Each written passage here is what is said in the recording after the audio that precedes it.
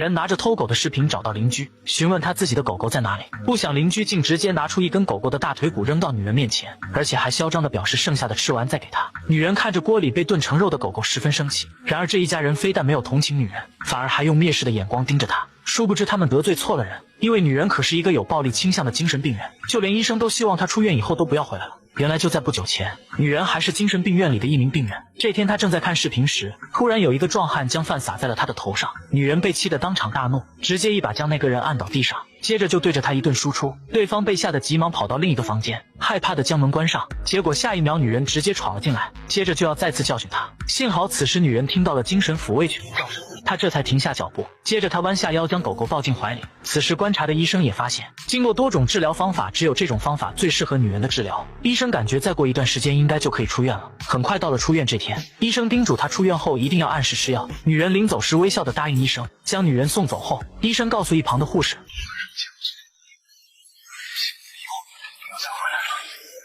有的是佛力全在，他不会发疯的。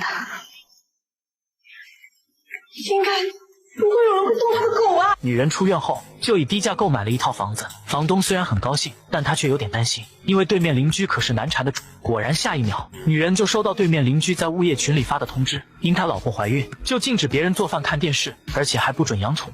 女人见状也没当回事，突然听到门外有声音，推开门一看，却发现自家门口被别人扔了垃圾，很明显是对面邻居放的。于是他敲响了对面的房门，等人打开门后，他小心地询问他家垃圾为什么扔在自己家门口。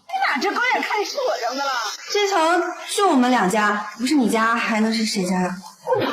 不想老太婆就是不肯承认，还说是她冤枉的自己。说罢就骂骂咧咧地关上了房门。原以为这件事就这样过去了，不想等她将垃圾扔下楼后，却发现门口再次被人扔了垃圾。为了找出是谁，于是她偷偷在门口安装了监控。果然这天她通过监控清楚地看到就是对面老太婆扔的，于是她急忙冲到外面，却正好看到她孙子对着自己家门口尿尿。怎么回事啊？吓得我孙子了！他在我门口尿尿，你还有理了？我孙子不尿，可是童子尿能辟邪，人让你道歉拿钱都是便宜你了。他在我门口撒尿，我还要跟他道歉。还有，我亲眼看见你把垃圾扔我门口了，这下你没话说了吧？赶紧的给我拿走！结果老太婆非但不拿走，而且还说这是公共区域，想往哪里扔就往哪里扔。女人表示这是自己家，不是公共区域。我就是要扔你家门口，怎么的？你有毛病啊！小贱蹄子，你这么大嗓门干嘛呀？你还想打人呢？来呀！你欺负一个老太婆算什么本事？你怎么这么没素质呢？你有素质，那你快尊老爱幼啊，帮我拉你扔出去呀！我也向物业投诉你。你去呀！看物业会不会管你？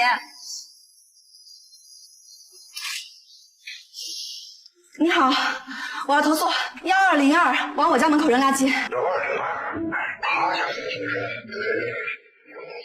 这些货都干嘛了？扔垃圾而已，这货扔了没？都是邻里问题。以后别在我这边小声投诉，我忙呢。物业为什么不管？物业为什么不管？物业为什么不管？物业为什么不管？为什么不管？为什么不管？该死！该死！该死！该死！该死！该死！该死！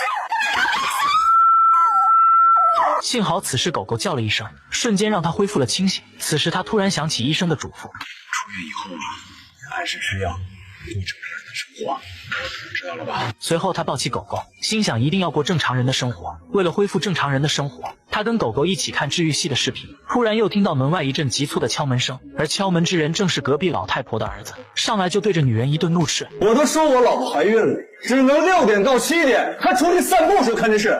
你看看现在几点了？你影响我老婆休息了，赶紧关了，要不然老娘你好看！操！为了恢复正常人的生活，他再次忍了下来。就在他戴起耳机再次看电视时，发现有人盗用自家网络，于是他将密码给改了。很快邻居一家的网就没有了。哎我操，怎么卡了？爸，网咋没了？你也卡了？等会儿。没了呀，信号。这可怎么办呢？可别耽误我乖孙学习呀！但是信号怎么